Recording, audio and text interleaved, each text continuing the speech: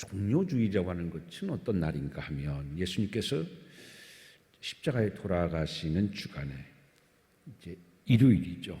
낙이 타고 예루살렘에 입성할 때에 많은 사람들이 성 밖으로 나와서 종려나무 가지를 흔들면서 호산나 호산나 그리고 이스라엘 왕이여를 연호하며 예수님을 영접받던 그 사건을 기념하는 예배입니다.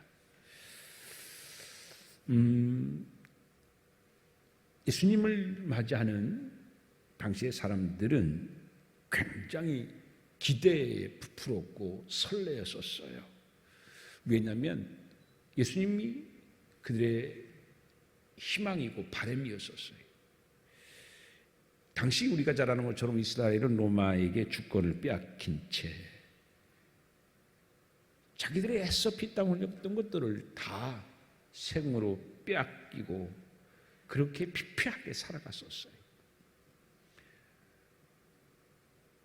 삶의 수고와 노력이 내게 그대로 얻어지는 것이 아니라 누군가가 내 피와 땀을 뺏어가며 굴종을 요구하며 살아가야 할 그 모습을 생각해 보셔보세요. 반항하고 싶어도 대항하지 못하는 힘없는 자의 약한 서름, 그것이 당시 이스라엘 모습이었어요. 그리고 원래 가난했던 나라잖아요. 뺏을 게 어디가 있다고. 오히려 도와줘도 부족한 이스라엘 사람들에게 빼앗기니요. 일반 사람들의 삶은 얼마나 피폐했겠어요.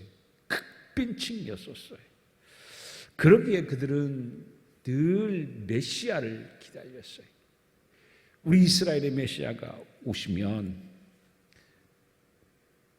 우리를 로마의 나라에서 우리를 해방시켜 주실 것이다라는 기대감, 그 기대감이 그들에게 있었었는데 이제 그 꿈과 그 기대를 예수님께서 실현해 주실 것만 같았어요.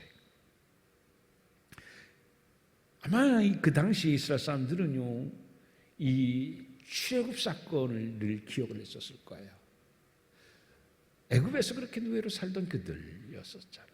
그들의 조상은 애굽에서 노예로 살았어요. 그러다가 모세라고 하는 걸출한 지도자가 나타나서 바로의 권세를 무릎 꿇게 하고 통쾌하게 홍해바다를 가르고 불안듯이 멋지게 장엄하게 이스라엘 끌고서 나왔어요. 이스라엘 뒤쫓던 애국 군사들은요, 홍해바다에 다 수장되어졌어요. 그 옛날의 먼 역사가 이제는 모세가 아닌 모세부터 더 뛰어난 예수에 의해서 다시 실현될 수 있겠다라고 하는 기대감, 설렘, 희망, 이것이 당시에 예수님에게 거는 이스라엘 사람들의 마음이었었습니다. 그래서 그들은 예수님 때문에 제2의 해방, 6월절의 해방이 1의 해방이라고 한다고 하면 예수님께서 다시 한번 우리에게 이런 해방을 맞아주실 것이다. 그런데 기가 막히게 어느 때 예수님이 예루살렘에 오셨어요? 6월절입니다. 공교롭게도 다 맞아 떨어졌어요. 그러니까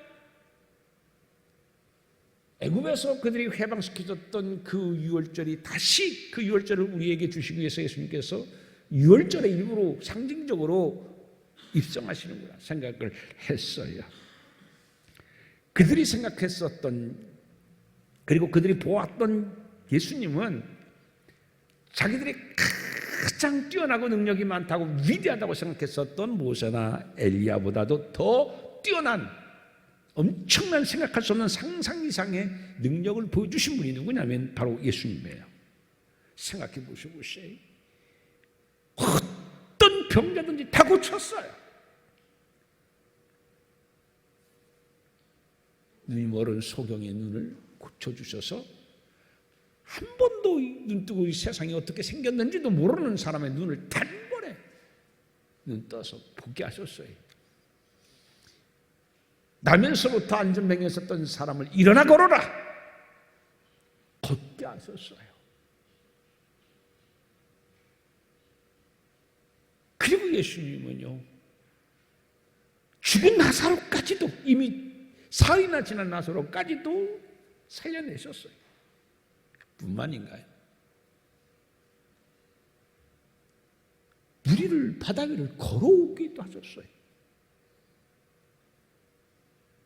이게 어마어마한 일들이잖아요. 이게 사람이 할 수 있어요? 모세가 그랬나요? 엘리야가 그랬나요? 못했어요. 그러기에 그들이 예수님 앞에 거는 기대는 모세나 엘리야를 뛰어넘는 엄청난 일이 한 그 예수님이야말로 자기들이 꿈꾸고 희망했고 기대했었던 메시아다, 이래 생각을 했던 거예요.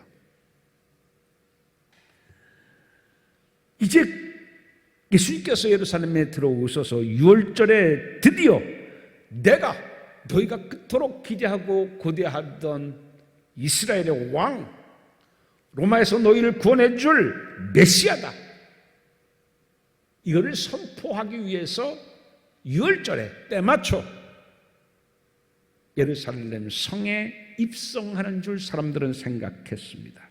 그래서 이스라엘 사람들은 바로 오늘이 그날, 독립을 선언하는 날, 새로운 지도자가 출현하는 날, 그날로 생각했어요. 그래서 어떻게 해요? 그 설렘과 기대는 행동으로 나타났는데, 그 행동이 뭐냐면요, 수많은 사람들이 어떻게 이심전심인지 누가 그렇게 하자고 했겠어요? 좀 생각해 보면요, 참 그때 예수님에 대한 그 기대와 설렘이 얼마나 컸었는가를 알 수 있는데요, 그 예루살렘 성에 있던 모든 사람들이 다 나와가지고 예수님을 영접했어요. 얼마나 예수님에 대한 환영이 극진했고 열렬했는지, 성 안에서 예수님을 기다리는 것뿐만 아니라 성 밖에까지 나가가지고서요, 종려나무 가지를 흔들면서 호산나 호산나, 호산나가 뭐예요? 구하옵나니 이제 우리를 구원하소서, 구하옵나니 이제 우리를 구원하소서, 그러면서 뭐라고 불러요? 이스라엘의 왕이요. 예수님을 이스라엘의 왕이요, 왕을 새로 세우는 거예요. 옹립하는 거예요. 우리 군중의 힘으로, 민중의 힘으로 이제 당신이 왕이 되어 주옵소서, 이러면서 열렬하게 예수님을 환영하고 있습니다. 자, 여러분 9절을 한번 읽어봅니다. 시작. 앞에서 가고 뒤에서 따르는 무리가 소리 높여 이르되 호산나 다윗의 자손이여 찬송하리로다. 주의 이름으로 오시는 이여 가장 높은 곳에서 호산나 하더라. 여러분 보세요.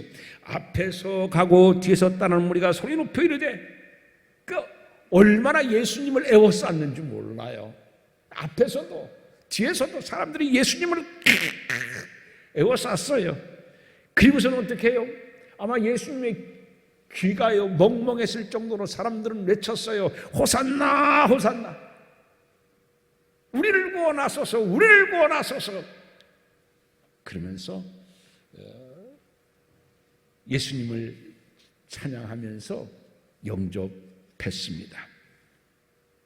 그들은 소리만 외친 것이 아니라 어떻게 했어요? 그들은 그 자신들의 옷을 펴고 나뭇가지를 베어 길에 폈다라고 8절에 기록하고 있습니다. 한번 8절 읽어볼까요? 시작. 무리의 대다수는 그들의 겉옷을 길에 펴고 다른 이들은 나뭇가지를 베어 길에 펴고. 그러니까 뭐예요? 생각해 보세요. 상상해 보세요. 사람들이요, 대다수 사람들이요, 소수의 사람이 아니에요. 몇 명이 아니에요. 거의 전부 대다수의 사람들이 자기 겉옷을 다 벗어가지고 어디다 깔았어요? 예수님이 걸어오시는 길에 깔았어요. 그리고요, 종려나무를 베어가지고서 길에 깔았어요. 이걸 밟고 서서, 이건요, 이런 환영은 없었어요. 구약에도 이런 환영은 없어요. 성경 어디를 봐도 이렇게 환영받은 사람은 없어요. 이스라엘 역사상 최고의 환영이에요. 이스라엘 왕이 됐다고 하더라도 이런 환영을 받은 사람이 어디가 있겠어요? 최고의 환영이었어요. 그것은 그만큼 뭐예요? 예수님에 대한 기대가 얼마나 컸다라는 것을 알 수 있어요. 근데 왜 옷을 벗었느냐 하면은 그건요, 이 구약에도 나와 있는 열왕기하 9장 13절 말씀에 보면 하나님께서 예후를 왕으로 삼았을 때 온 백성이 자기들의 옷을 가져다가 땅에 펴서 그 위로 왕을 지나가게 했던 적이 있어요. 즉 옷을 펴서 왕을 지나가게 했다라고 하는 것이 뭐냐면 정식으로 우리는 당신을 왕으로 옹립합니다, 충성을 다하겠습니다, 그런 의미로 깔은 거예요. 그런데 그때는요, 그 왕족의 계보를 따라서 했기 때문에 당연한 거예요. 그런데 이거는요 전혀 아니잖아요. 더구나 로마 나라가 세운 왕이 있어요. 호수아비 왕이에요. 오히려 이스라엘의 피를 빨아서 로마에 제공하는, 그들이 환영하지 않는 정말 나쁜 왕이 있어요. 이제 그 왕 필요 없다는 얘기예요. 이제 당신이 우리의 진정한 왕입니다 하면서 이스라엘 왕이요, 이건요 생각해 보셔보세요. 엄청난 일입니다. 엄연한 왕이 있는데, 왕정 국가 시대 때 왕이 있는데 당신이 왕입니다, 당신이 왕입니다. 오늘 같으면 어떻게 해요? 언론에 이건 일면 톱입니다. 왕이 있는데요, 왕이라고 그래요. 지금 우리나라 대통령이 누구죠? 윤석열이네. 윤석열. 근데 윤석열이 대통령인데 딴 사람 보고 대통령 해봐요. 어떻게 되겠어요? 정부가 어떻게 되겠어요? 더구나 지금도 아주 그 단임되잖아요. 짧은 기간이잖아요. 그 대통령이 있음에도 불구하고 만약에 그런 사건이 있으면 이건 뭐 뒤집어질 일입니다. 그런데 왕정 시대 때 그것도 자기들보다 엄청난 강대국인 세계를 지배하는 로마가 임명한 왕이 있음에도 불구하고 그 로마 권력을 부정하는 일도 되는 거잖아요. 그러면서 이스라엘 왕은 당신입니다, 그러면서 충성을 다짐하기 위해서 옷을 벗고 종려나무 가지를 베어서 땅에 이렇게 깔았어요. 특별히 이 겉옷을 이렇게 벗어 예수님 오시는 길에 깔았다고 하는 것은 아주 중요한 의미를 가지고 있어요. 왜냐하면 성경에도 구약에도 많이 있지만은요, 이게 겉옷이라고 하는 것은 옷의 역할만 하는 것이 아니라 밤에는 이불을 대신하기 때문에 이거는요 정말 아주 중요한 생활의 필수품 중에 필수품인 것입니다. 그런데 그 겉옷을, 자신의 겉옷을 벗어가지고서, 그러니까 생존이라든지 이런 최소한의 생존이에요. 근데 그것도 벗었다고 하는 것은요, 내 생존, 내 모든 것들을 다 포기하서라도 당신을 왕으로 삼겠습니다라고 하는 절대 충성의 마음 없이는 전혀 이루어질 수 없었던 이야기입니다. 여러분 생각해 보세요. 여러분들의 옷을 누가 발로 밟고 지나갔다고 생각해 보세요. 그리고 그 옷을 내가 다시 입는다면 얼마나 찝찝하겠어요. 우리나라 대통령이 있지만 대통령이 여러분 옷을 밟고 지나갔다면 얼마나 불쾌하게 생각하겠어요. 근데 이건 자원하여 막 옷을 벗은 거예요. 그 어린애부터 어른까지 막 산에 가가지고서 종려나무를 꺾어가지고서 막 길에 까는 거예요. 얼마나 예수님을 환영하는 마음이 큰지. 왜요? 이스라엘 왕이 되어서 우리를 약속과에서 강대국으로, 아주 가난한 빈국에서, 흑빈의 국가에서 북국으로 좀 만들어주세요. 소름받는 식민지 국가에서 이제 우리는 어깨를 쫙 펴고 늠름하게 다윗 그리고 솔로몬이 왕 때는 조공을 받았던 것처럼 우리나라 다시 한번 부흥시켜 주세요. 당신이야말로 우리의 왕입니다.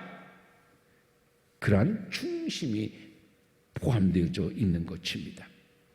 특히 종려나무를 베어다가 길에 깔았던 것은 이게 종려나무는 승리를 상징하는 나무입니다.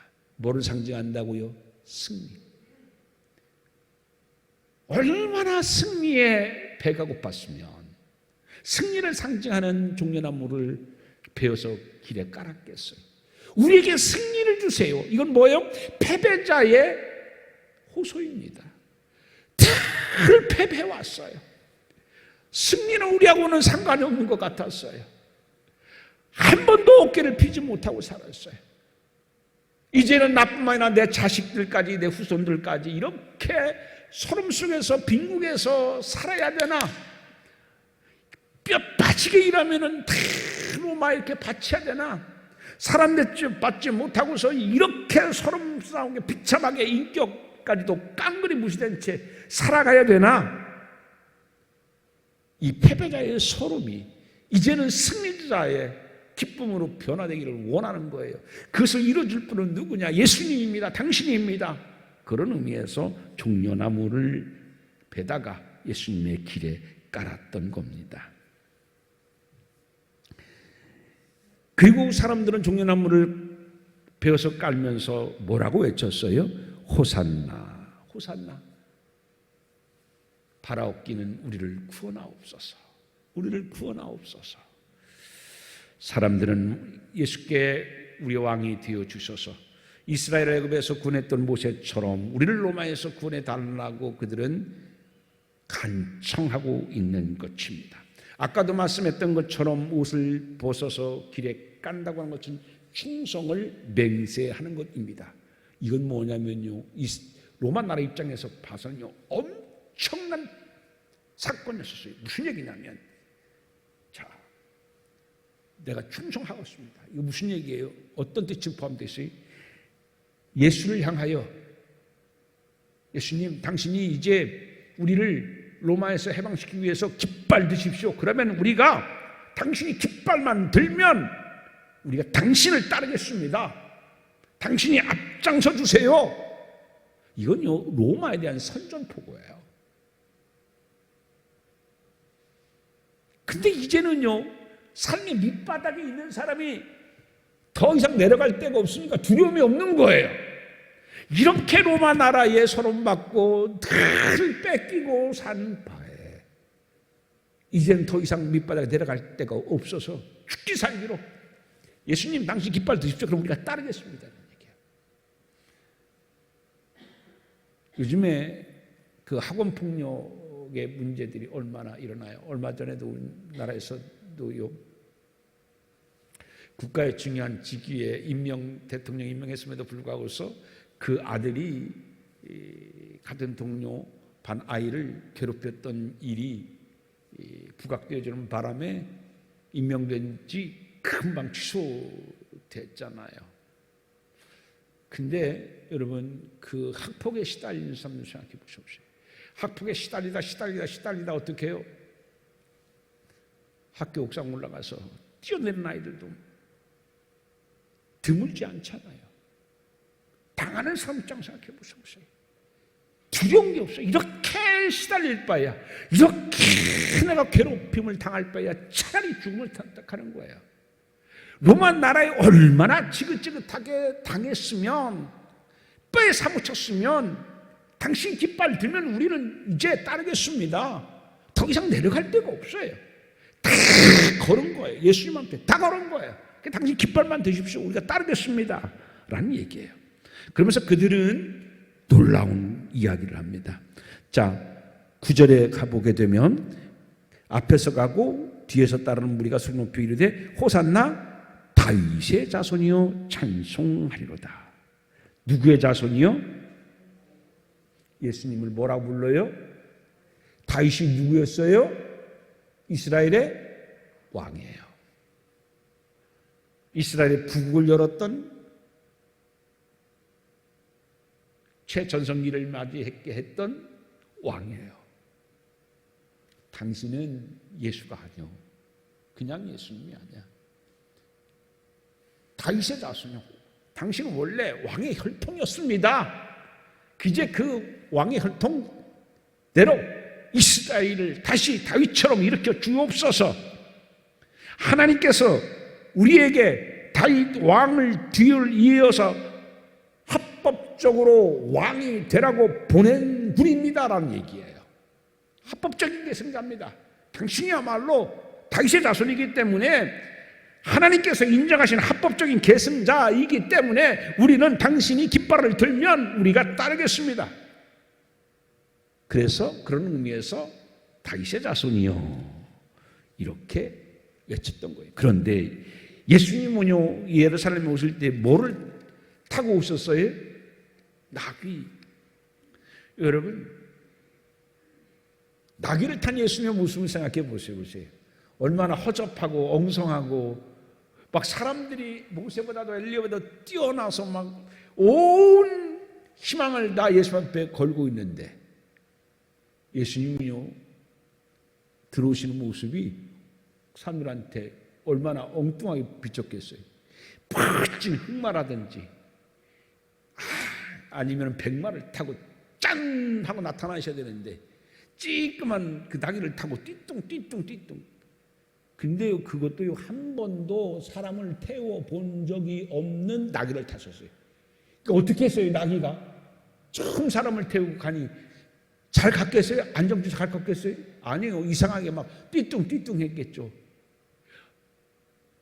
그 큰 예수님이 그 어린 나귀를 타고 들어오시는 모습을 생각해 보세요. 얼마나 그들의 생각과 기대와는 어울리지 않는 모습이었었을까. 근데 예수님은 왜 그러셨어요? 명마같이 보이는 흑마나 백마를 타고 온 것이요 정복자예요. 영웅이에요. 근데 나는 영웅으로 온 거 아니다 그런 얘기예요. 섬김의 종으로 왔다. 자기가 사람들한테 불임을 당하고 그러잖아요. 나는 너희가 생각하는 그런 사람이 아니야. 그러면서 그런 의미로 예수님께서는 겸손을 의미하는 평화를 상징하는 나귀를 타고 오셨어요. 그런데요, 이스라엘 사람들이 예수님을 왕으로 삼으려고 하는 것은 이 종려주일 때뿐만이 아니었어요. 잘 생각해 보시고 언제 예수님을 왕으로 삼으려고 했던 적이 있었나요? 있었어요. 언제 그랬을까요? 언제? 여러분 그 요한복음에 보면 그 순서가 아주 정확하게 잘 나타나고 있는데 따라서 합시다. 오병이어. 뭐라고요? 오병이어. 여러분 한번 찾아볼까요? 요한복음 6장 15절 한번 찾아봐봐요. 요한복음 6장 15절 한번 찾아봐요. 자, 요한복음 6장 15절. 요한복음 6장 찾으셨나요? 자, 6장 1절 위에 뭐라고 써 있어요? 5,000명을 먹이시다. 그게 6장 1절에서 그 14절까지가 이제 오병이의 기적의 이야기인데 그 오병이의 기적이 있고 난 다음에 6장 15절 읽어봅니다. 시작. 그러므로 예수께서 그들이 와서 자기를 억지로 붙들어 임금으로 삼으려는 줄 아시고 다시 혼자 산으로 떠나가시다. 이때도 예수님을 왕으로 삼으려 했어요. 그러니까 왕으로 삼으려고 했던 적이 몇 번? 2번 있었다. 여러분 생각해 보시오. 오병이의 기적의 사건. 아까도 얘기했습니다만은요. 굉장히 가난한 나라였었어요. 이스라엘이. 진짜 허기진 사람이에요. 그래가지고서요, 여러분 잘 아는 것처럼 오병이어 때 베스트들 여기 왔었을 때도요, 도시락 하나도 싸들고 올 형편이 안 됐었어요. 우리가 옛날 생각하면 돼요. 옛날에 도시락 없이 학교 갔던 거 생각하시면 돼요.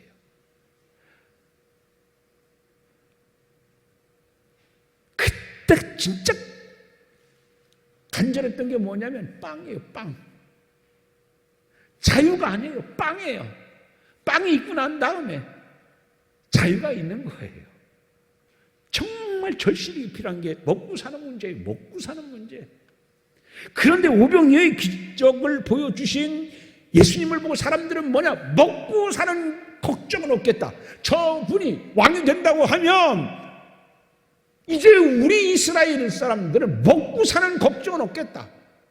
그렇잖아요. 순식간에 5,000명을 먹고도 12강이가 남아 분명히 예수님의 손에는요 떡 5개하고 물고기 2마리밖에 없었어요. 그런데 이상하게 막 기적이 일어났잖아요. 먹고 사는 문제는 괜찮겠다. 여러분, 우리나라나 미국이나 어느 나라 대통령이 되려면 딱 하나예요. 뭐예요? 내가 어떻게 경제를 일으키겠고 어떻게 먹거리를 창출하겠습니다. GNP를 어떻게 끌어올리겠습니다. 경제예요. 경제예요. 온 나라가 지금 다 어디에 올인하고 있어요? 이건 예나 지금이나 마찬가지고 앞으로도 마찬가지입니다. 경제입니다. 경제. 그래서요 지금 이스라엘 사람들은 아주 더구나 극빈층이잖아요. 그런데 먹고 사는 문제는 예수님이 왕이 된다고 하면 한 번에 해결될 것 같아요.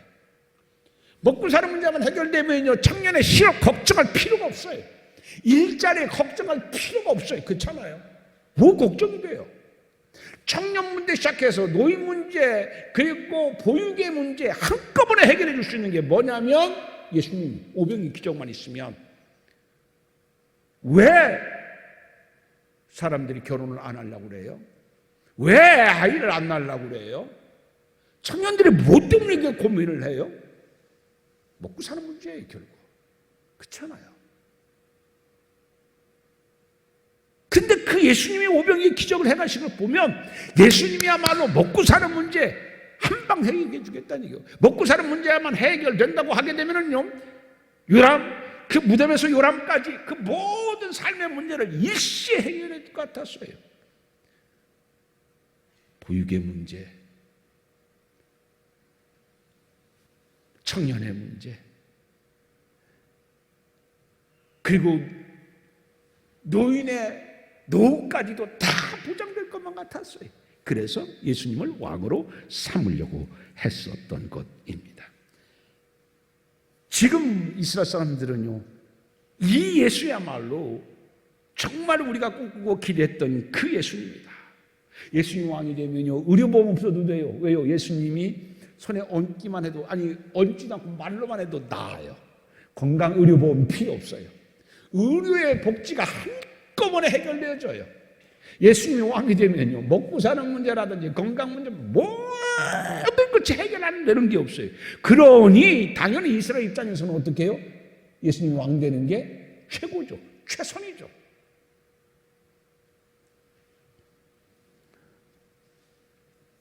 그래서 사람들은 예수님을 왕으로 그렇게 옹립하기 위해서 소리쳤던 것입니다. 자, 여러분 호산나 호산나 외치는 모습은요 나중에 어디로 연결되냐면 한번 찾아볼까요? 요한계시록 7장입니다. 요한계시록 7장. 요한계시록 7장 9절서 10절을 이렇게 얘기합니다. 자, 요한계시록 7장 9절서 10절입니다. 요한계시록 7장 9절서 10절입니다. 자, 9절서 10절 시작. 이를 위해 내가 보니 각 나라와 족속과 백성과 방언에서 아무도 능히 셀 수 없는 큰 무리가 나와 흰 옷을 입고 손에 종려가지를 들고 보좌 앞과 어린 양 앞에 서서 큰 소리로 외치기를 구원하심이 보좌에 앉으신 우리 하나님과 어린 양에게 있도다. 똑같아요. 그렇잖아요? 지금 마태복음의 21장에 있는 본문하고 요한계시록 7장 9절에서 10절에서 있는 말씀하고 똑같아요. 뭐가 똑같아요? 종려나무를 들고 누가 앞에서 보좌와 어린 양. 어린 양이 누구예요? 예수님이에요. 뭐를 들고? 종려나무 가지를 들고. 어떻게 외쳤어요? 구원하심이. 똑같아요. 똑같아요.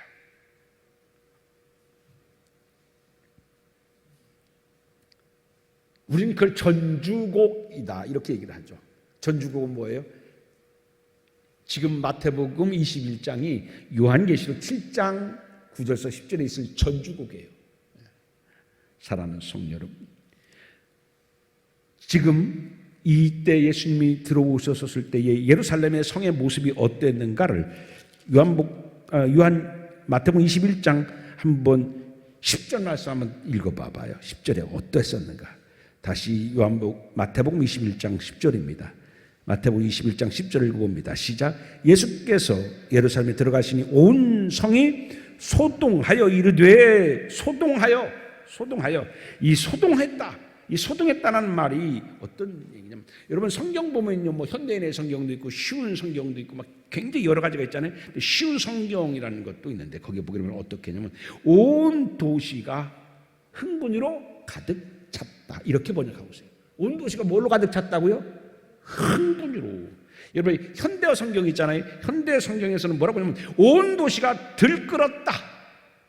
그러니까 예수님이 들어오시니까 얼마나. 근데 우리 지금 갖고 있는 이 개역 성경에는 소동하다라고 표현했지만 쉬운 성경에는 흥분으로 가득 찼다. 현대 성경에서는 온 도시가 들끓었다. 난리 난 거예요. 예수님 때문에. 온 성이 무슨 소리로 가득하고 있어요? 호산나 호산나, 우리를 구원하소서, 우리를 구원하소서. 자, 무슨 얘기를 드리려고 하냐? 우리 종려주일이잖아요. 지금 종려주일입니다. 그럼 종려주일은 뭐냐면 예루살렘 성이 구원하소서 구원하소서 예수님이 오실 때 그렇게 기쁨으로 구원하소서 외쳐서 기쁨으로 흥분으로 설렘으로 가득했던 것처럼 지금 내 안에도 호산나 호산나 구원의 설렘과 기쁨으로 감사로 승리에 대한 확신으로 그렇게 내 심령이 지금 소리치고 있는가, 그런 얘기입니다. 그거 아니면은 사실 우리는 종려주의를 아무 의미가 없어요. 그렇잖아요? 아, 지금이 예수님께 2000년 전에 이렇게 오신 날이구나. 그거에 그친다고 하면 뭐예요? 아무 의미 없어요. 왜 우리가 종려주의를 지켜요? 다시 한번 그 예수님의 호산나의 기쁨, 감격, 그것이 우리의 심령에서 예루살렘 성이 소동했던 것처럼 흥분으로 가득했던 것처럼 예루살렘 도시가 들끓었던 것처럼 우리의 심령에도 구원에 대한 기쁨과 예수에 대한 승리의 찬양으로 그렇게 가득해야 된다. 이게 뭐라고요? 이게 종려주일에 우리의 심령이어야 된다는 얘기입니다. 사랑하는 성도 여러분, 정말 여러분이 예수님이 내 구주로 찾아오셨음을 그렇게 기뻐하고 감사하고 있습니까? 그 기쁨이, 구원의 기쁨과 감사가, 구원에 대한 찬양이 여러분의 심령 속에 가득 회복되어지는 귀한 종려주일이 되어지기를 주님의 이름으로 축원드립니다. 내 마음은 지금 그렇게 예수님으로 내는 소동되고 있는 심령인가? 그 사람만이 나중에 요한계시록 7장 9절서 10절에 그 사람만이 나중에 우리가 하나님 나라에 가가지고서 어린 양 앞에서 종려나무 가지를 들고 호산나 호산하며 주의 영광에 참여하는 바가 될 수 있다라는 얘기입니다. 오늘 종려주일을 맞이하여서 구원의 기쁨과 호산나 호산나를 외칠 수 있는 귀한 여러분 되시기를 주님의 이름으로 축원드립니다. 기도합니다. 아버지 하나님 감사함을 드립니다.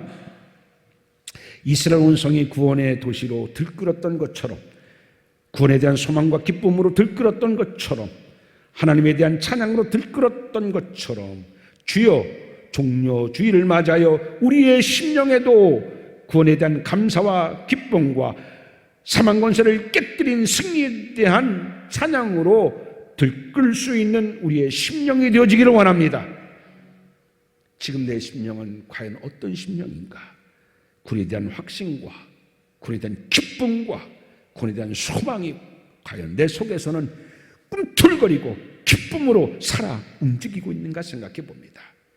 주여, 냉랭한 심령에는 구원의 기쁨과 확신과 찬양이 회복될 수 있도록 도와주시옵시고, 이것이 밖에 나가서 호산나 호산나 예수님만이 우리의 구세주다라고 외치며 살 수 있는 우리 되게 하여 주옵소서. 차가운 심령이 종려주일을 맞이하여 뜨거운 심령으로 변화되기를 원합니다. 잠잠했던 심령이 변하여 예수님의 구원을 외칠 수 있는 심령으로 변화되는 종려주일 되게 하여 주옵소서. 예수님 이름으로 기도하옵나이다. 아멘.